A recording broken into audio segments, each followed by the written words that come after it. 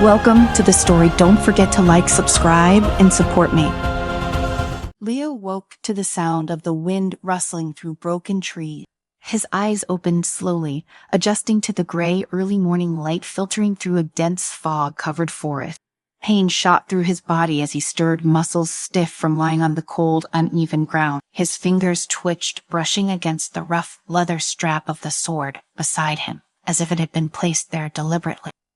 He pushed himself to a seated position, his head spinning. For a moment, nothing made sense. His surroundings were unfamiliar, and his body felt foreign, like it belonged to someone else. But the worst part was his mind. It was empty, a hollow void where his memories should be. He had no idea who he was or why he was lying in the middle of a decayed village. Instinctively, his hand closed around the hilt of the sword. It felt heavy unnaturally, so like it carried the weight of something far more significant than steel. As his fingers tightened around it, a faint hum seemed to emanate from the blade, and for a split second, a whisper echoed in his mind. It was too quick to catch a fleeting shadow of a voice that left as soon as it arrived. Leo stood shakily, steadying himself against a tree that had long since died, and turned to ash. The village, if it could still be called that, was in ruins. Half-burned buildings slumped under the weight of time, their stone foundations cracked and split like brittle bone. No signs of life remained, only the silence of a place abandoned long ago. The sword on his back seemed to hum louder, vibrating slightly as if urging him to move, to walk. Though his mind screamed for answers, some instinct deep within told him to follow. With each step, the grip of the blade on his back felt tighter, as if it were becoming a part of him. He had no name for it, no memory of when or why he had acquired it. But it was his now, and it whispered to him like a forgotten friend. Hours passed as Leo stumbled through the forest, the decayed remnants of civilization slowly giving way to thickening trees and tangled underbrush. His head throbbed with the effort of remembering anything, but there was nothing, only the sword and the strange pull it exerted on him. Then, without warning, a rustling sound came from behind him. Leo turned sharply, his hand already reaching for the hilt before he even processed the movement. A trio of bandits emerged from the trees, their faces twisted with malice and hunger. They carried crude weapons, daggers, and clubs, and their clothes were torn, dirty, and stained with old blood. "Looks like we found ourselves a wanderer," the leader sneered, a large man with a broken nose and a jagged scar running down his face. He circled Leo like a predator stalking its prey. "I lost. Are we on to worry? We will help you lighten the load." Leo's eyes narrowed, though his heart pounded in his chest. He did know how to fight, didn't he? Remember ever being in combat? Yet as the bandits moved in, something within him clicked, an old, buried instinct that surged to the surface. His hand gripped the sword, Seth's hilt tightly, pulling it free with a fluid motion that felt impossibly familiar. Bandits lunged. In an instant, the world slowed. The sound of metal clashing and grunts filled the air as Leo moved faster than he thought possible. His body acted on its own, ducking and weaving between the strikes. His sword cut through the air with deadly precision, and before he knew it, two of the bandits were down, lifeless bodies crumpling to the ground.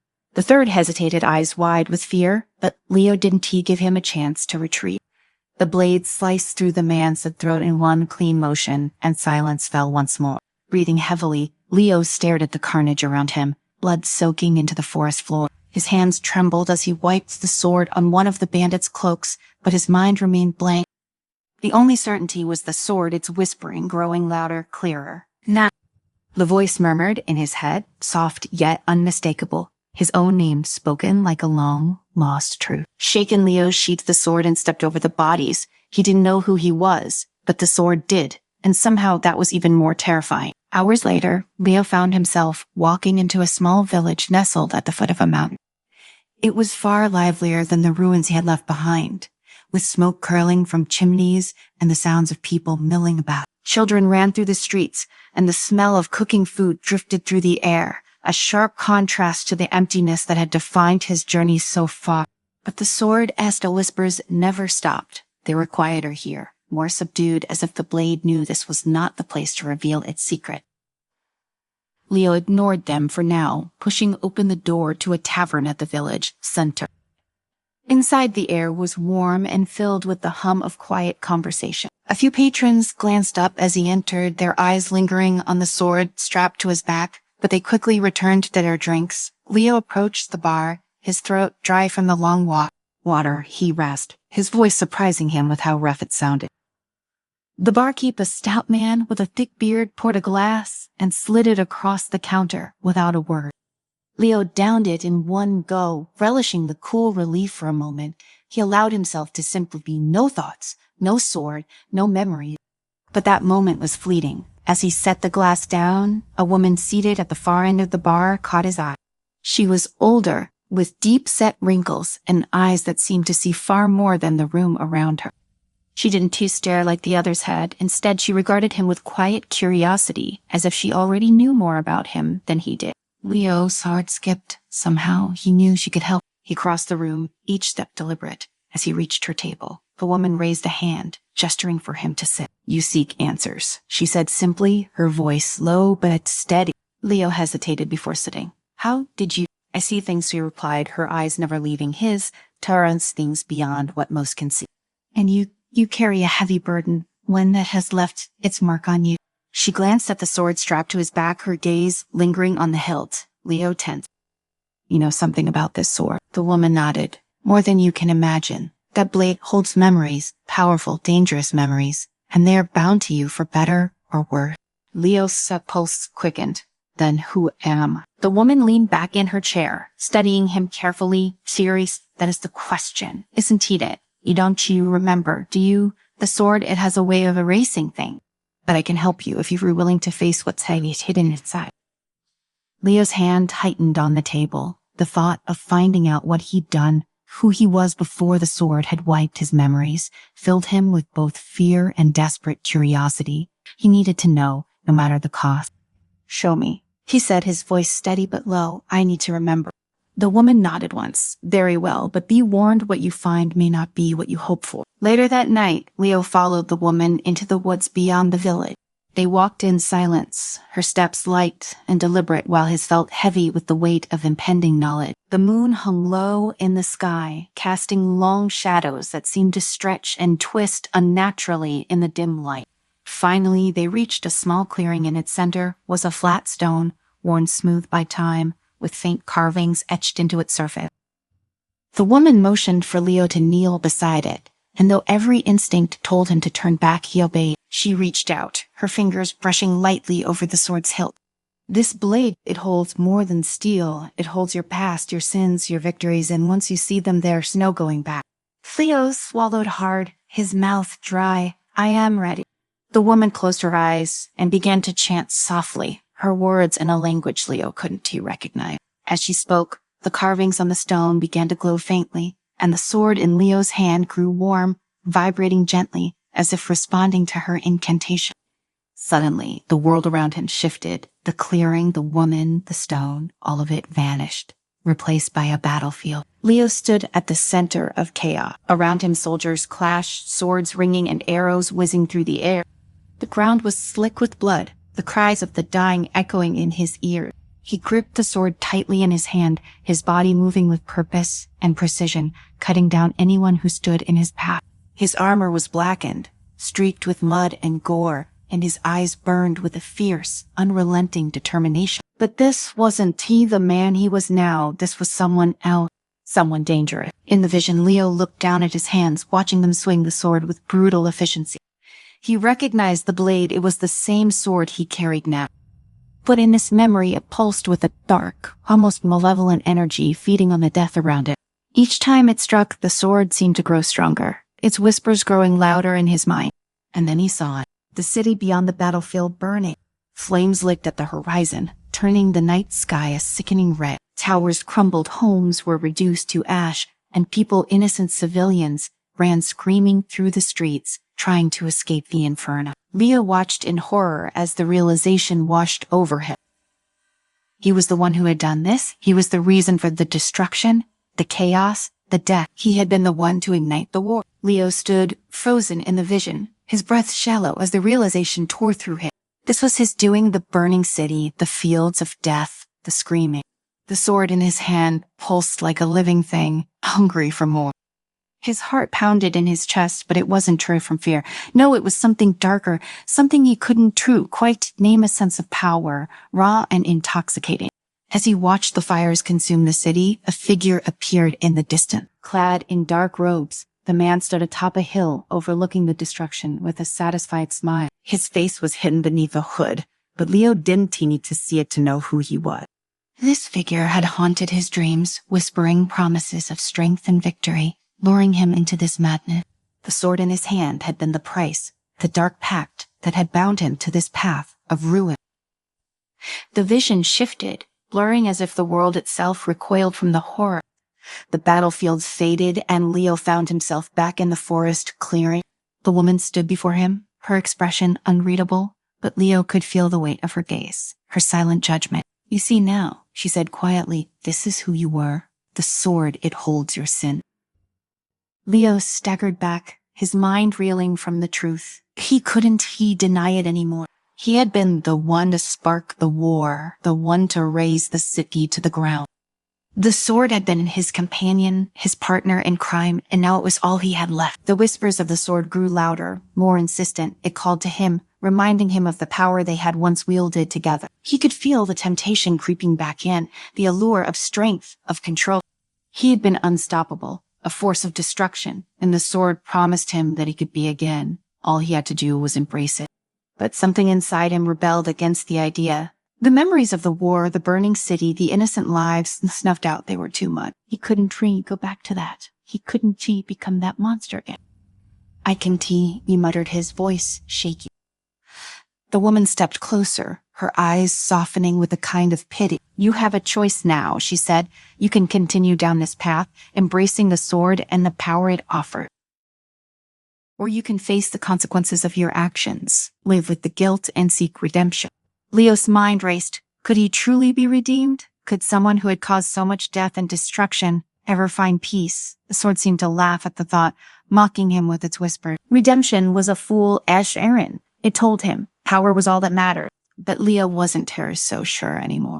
"I need to know everything," he said, his voice firmer now. "Show me the rest. I need to see how it ended." The woman hesitated for a moment, then nodded. She gestured for him to kneel once more.